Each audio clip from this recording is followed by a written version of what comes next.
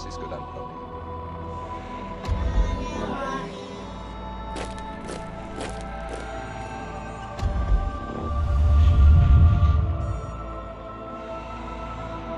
Watching, we know you.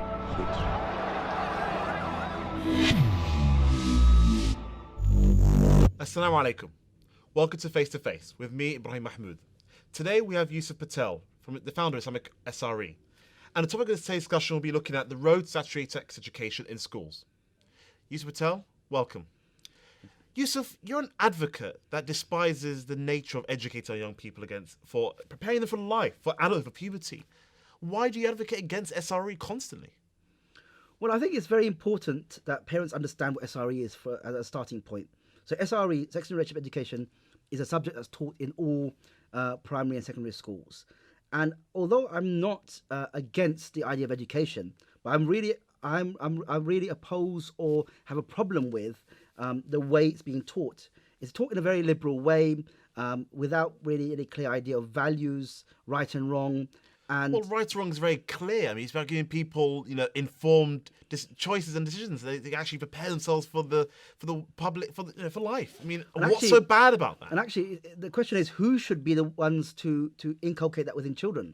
And actually, primarily, children are still legally and morally being looked after by parents who nurture them with certain values. And I think within the SRE especially, because it's not a curriculum subject, because it's a subject that schools can decide to teach or not to teach, and the way they teach it is not written in stone.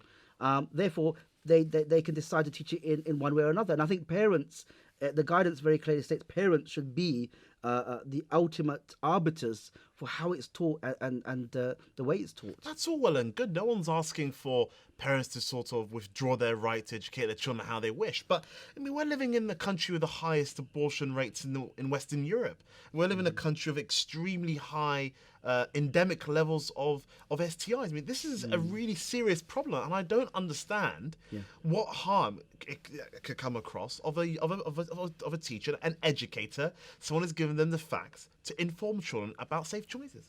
Absolutely. In terms of Britain does have the highest rate of teenage pregnancy in Western Europe and an ever increasing rate of STIs. But I think the question is, or the point is, that there's no real evidence to say that more education has over the years decreased either teenage pregnancies or sexually transmitted infections. So you're proposing that schools should do absolutely nothing. They should sit on their hands and they should let the country, essentially let young people essentially, to left their own devices and not have any sort of informed education whatsoever. I mean, that's quite a reckless choice. Would you say so? My position is actually schools should abide by the guidance. The guidance from the government clearly states that parents should be involved in decision making around what is taught as part of the SRE. You have consultation. Parents are always encouraged to, first of all, made aware of what their rights are in terms of their responsibility, how they engage with SRE at schools. They're consulted, they're brought in from the outside. Parents are an active part of this.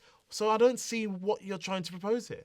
And actually, our experience with schools is that lots of schools, unfortunately, do not inform parents about what's going to be taught. They don't send that letter home. Some schools do, but many don't. Okay, so there's some communication issues. Okay, it's a patchy issue. Some schools have a really, bad time of it. Some schools do a good job of it. So this is the problem I have. There's a presumption that all schools across the country are failing children. Is that what you're trying to say?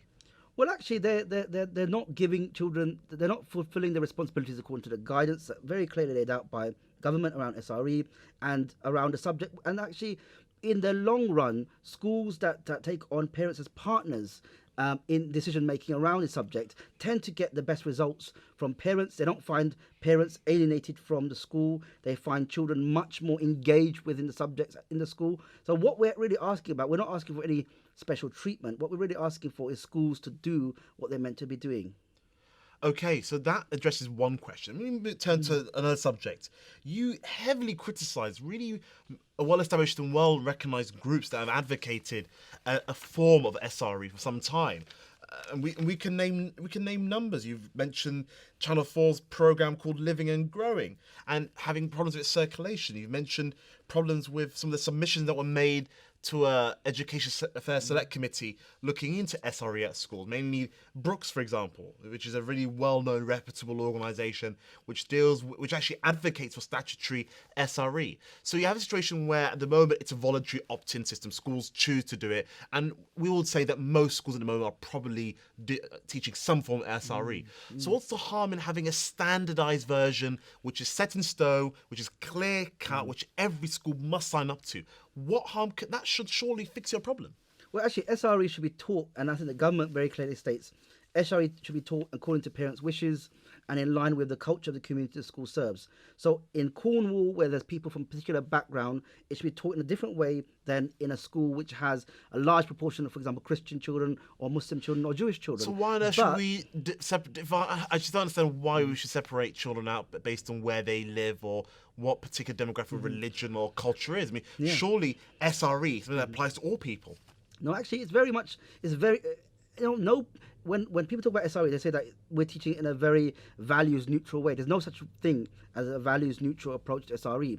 Either you adopt a certain philosophical basis for one approach or another. Either you say that there's certain relationships within marriage and you take it from a particular standpoint, or you say that there's many different relationships, boyfriend and girlfriend is a acceptable relationship. You say whatever you do, you always take it from a very clear philosophical basis. So there's no values neutral approach to it. But just to give an example of what you mentioned in terms of the Channel 4 video, that's a very good example of the types of values that unfortunately most parents, and actually it's not just Muslim parents, but Muslim parents, Christian parents and other people from non-faith backgrounds had a real concern about. So Channel 4 produced a resource called Living and Growing, and they released it, and it became the most used resource in all primary schools.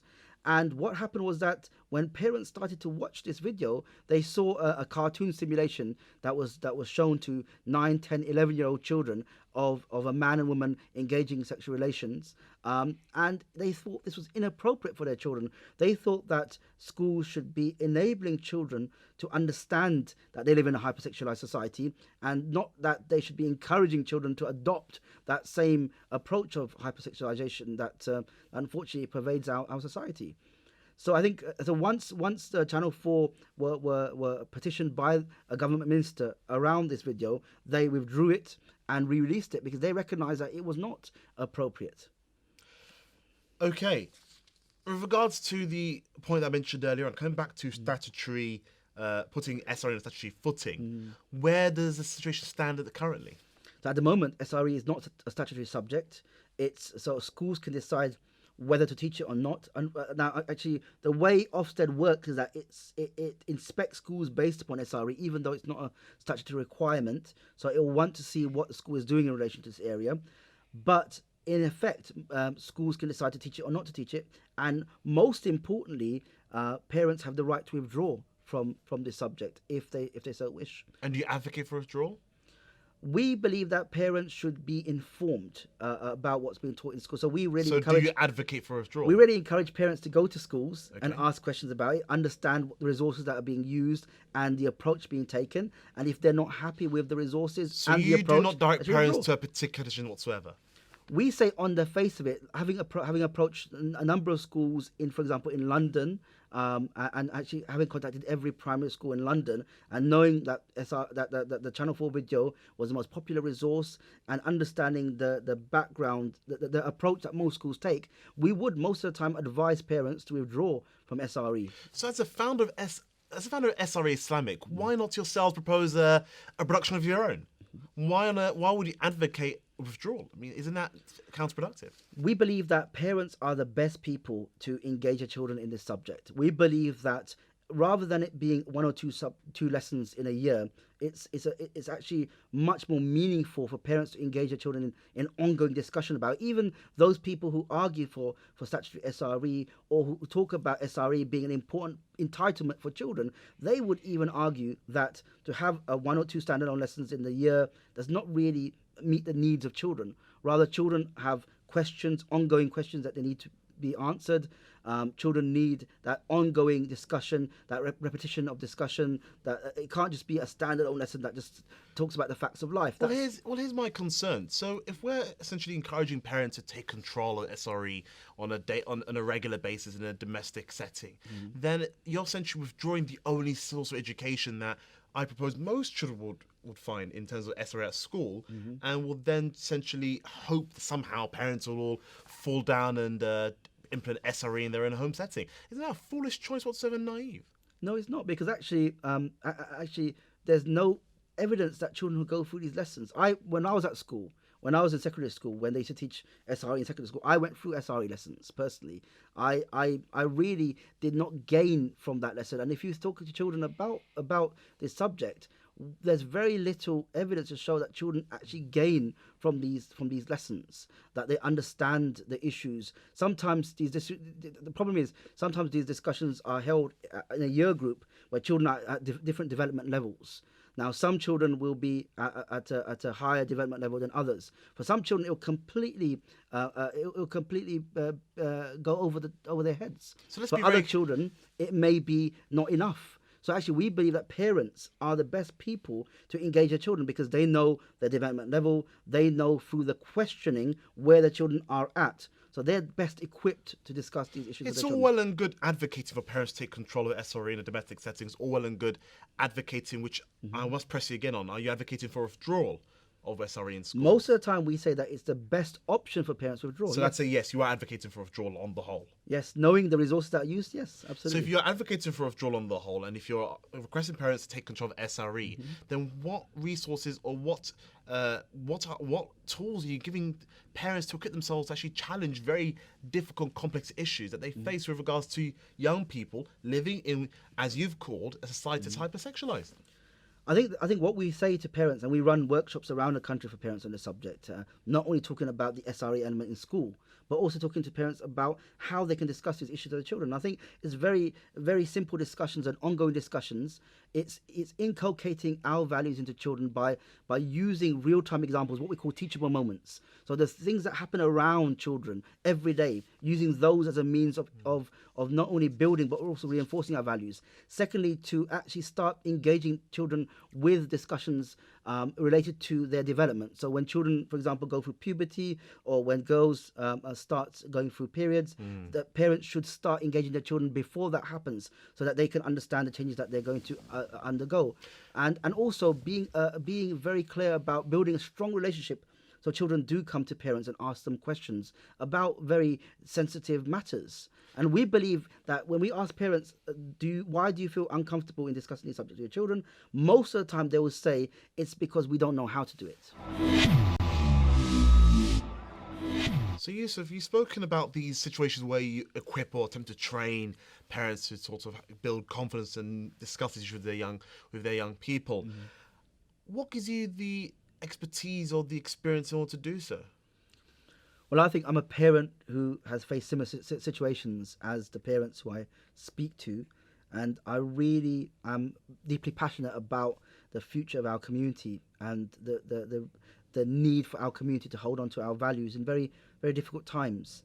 I was a governor of a primary school, and as a parent, I face similar challenges to most parents around how do we ensure that our children are aware of some of the things that maybe we were not aware of growing up as much.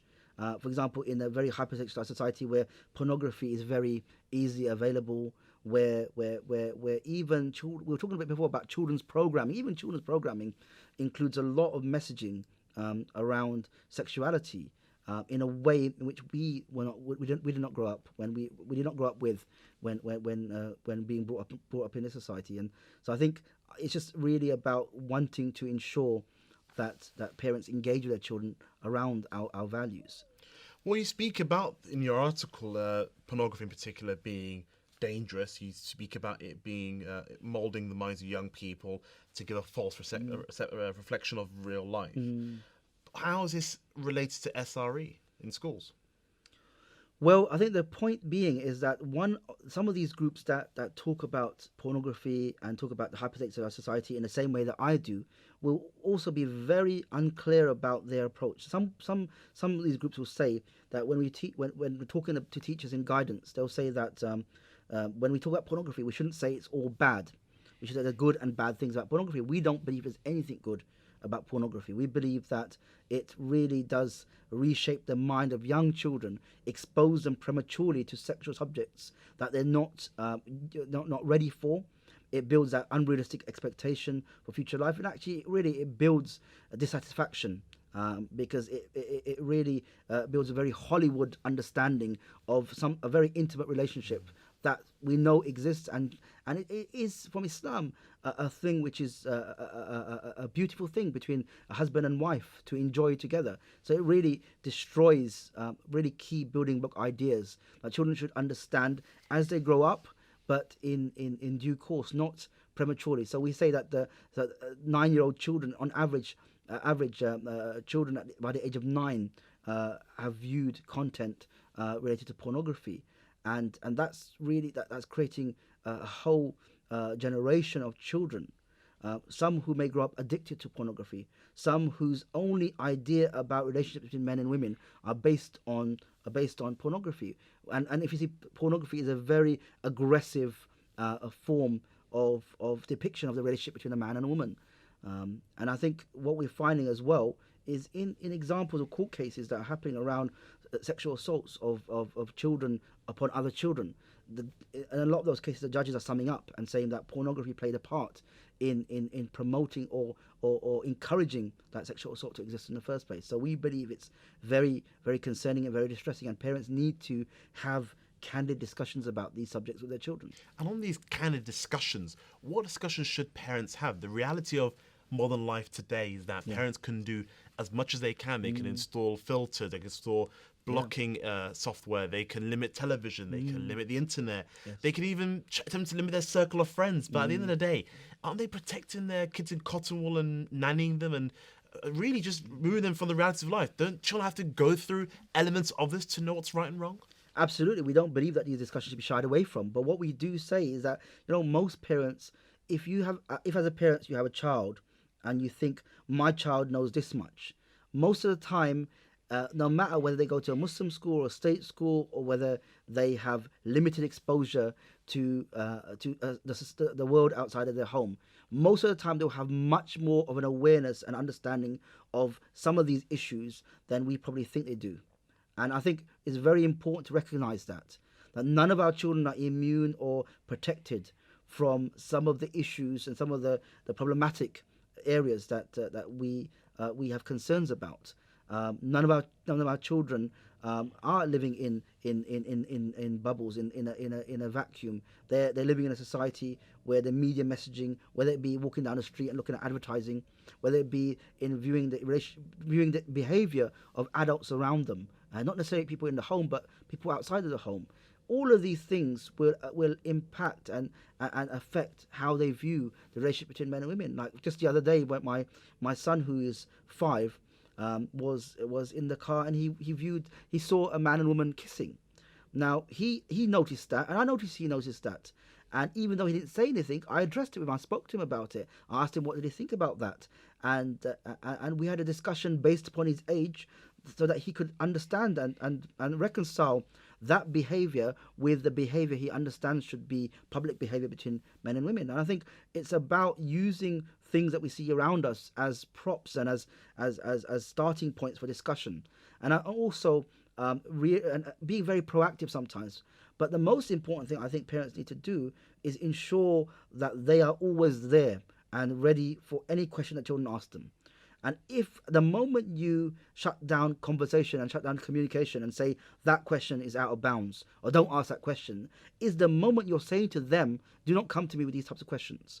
And children are very clever. Children will know these are the type of questions I should ask my father or my mother, and these types of questions I should not approach them with, because they can see through our body language and through the tone of our voice that some questions are out of bounds. And so if we put up that barrier, and effectively what we're saying is that I'm not here for you with those questions. So effectively we're saying to them, go somewhere else. Where are they going to go? Are they going to seek answers on the internet through peer groups? Are they going to find information by searching for it? Children are very inquisitive. If they don't get answers to questions, they'll seek it out elsewhere. And really, it should either be us or people that we trust who give them an answer based upon our values. You mentioned the question of proactivity. Coming back again to SRE at schools and the way it's conducted. Yeah. What approach are you taking with regards to parents who say, well, we don't want to actively have a withdrawal approach, but at the same time we want to engage with the school? Yeah. What elements of engagement are you promoting? Or are you, again, as you may allude to earlier, are staunchly against with engagement, but more lean towards withdrawal? Yeah. I think sometimes we think we sometimes when we see when we hear about what's being taught at school, sometimes we go into schools and really take a very combative approach with schools, and I think that's not the way forward. Sometimes schools will just teach the subject in a particular way because they've got a limited budget. They'll buy an off-the-shelf program. They will, they'll in all fairness, try and just fulfill requirements that in a way that doesn't take much teacher time and much planning. And actually, they would not know sometimes that parents are not happy with particular types of resources. So engaging in a discussion with a school and just being very clear about that from the starting point and being saying to the school, I don't believe this is appropriate for my children. And actually, sometimes when we approach schools, we should think about the best way to approach schools is actually to be a supportive parent of the school. And then if you're a supportive parent in the school, you're part of a school and you help a school out, you write to the school when it does something right, then when you're trying to raise a concern with the school will be more amenable to that discussion. If the first time you ever go to a school is criticism of that school, then obviously the result will be that the school will just say, oh, that's just another parent who just is just a grumpy parent, a parent who just wants to pick holes within our school. But I think also parents need to come together and approach the school in a way to say we are supportive of the school. We really like the way the school teaches in a number of areas, but we have concerns about this area, and engage the school in dialogue and discussion. And then from that, try and convince the school that maybe teaching teaching the subject in a much better way, in a way that doesn't use some of these inappropriate images, will be a much better for that long-term partnership relationship between the school and parents. And what is that much better way? You speak about a secular liberal paradigm. It sounds like a very interesting word, but in reality, what would it actually look like of a parent of faith to engage or interact with a secular liberal paradigm? I mean, what elements of SRE would you like to see? Actually, what I'd like to see is for children, the background of the children and their perspectives to be taught in school. If a school decides to teach different understanding of SRE from different viewpoints, to include within that an understanding of the Muslim viewpoint. If children are a significant proportion of that class, then they should see within that teaching a reflection of their values in that teaching. In a state-maintained school. Yeah, absolutely. That's why the government guidance is very clear that it should be taught in line with the culture of the community that school serves. So if a vast majority of those children are from a particular background, that should be respected and understood within that program. I've spoken to schools who talk about a Muslim perspective when they deliver SRE. They're very sensitive about different approaches. Although they'll say that we live in a diverse society where children come from different backgrounds, from different family units, but we also recognise that some families recognise that marriage is a starting point, the cornerstone of family life, like in the Muslim tradition, like in other faith traditions. Now, I speak to parents sometimes who decide to send their children to these classes, but they don't send it to them because they're trying to take the responsibility away from themselves. They'll send their children to these classes and actually have follow-up discussions with the school, with their children afterwards, and before and afterwards, and clarify this. Now, what I'm saying is that parents who decide to send their children to these classes should also then have these discussions with their children, and that could be the start of a discussion about our values and how our values are different to other approaches to SRE. And very briefly, if you will, what does the outlook look? Where's the outlook? Where's SRE going, do you feel? What concerns you have, very briefly? Well, actually, at the moment, it's very likely that SRE would not be made statutory. The government has been very clear that it has no intention of making it statutory. But that parents, really, the engagement should be with parents locally with their schools. So rather than a national change taking place, it's more about influencing things locally. And parents should be upfront with the school about what their beliefs are, what their values are, and what they expect from SRE. Yeah. Jazakallah khair, Yusuf, for that really enlightening discussion we've had with regards to the importance of parents engaging their schools on SRE, for them to have a conversation in relation to their young people and talk about a very difficult issue in a very difficult time that we're living in. And also with regards to building confidence and resilience in parents to actually have those conversations with their schools, but in a very positive but proactive way. Jazakallah khair for your time, Yusuf. And Jazakallah khair to you too at home for watching the programme. Please do follow us on the website, and inshallah join us next time for other articles of a really pertinent nature. And with that, wassalamu alaikum wa rahmatullahi wa barakatuh.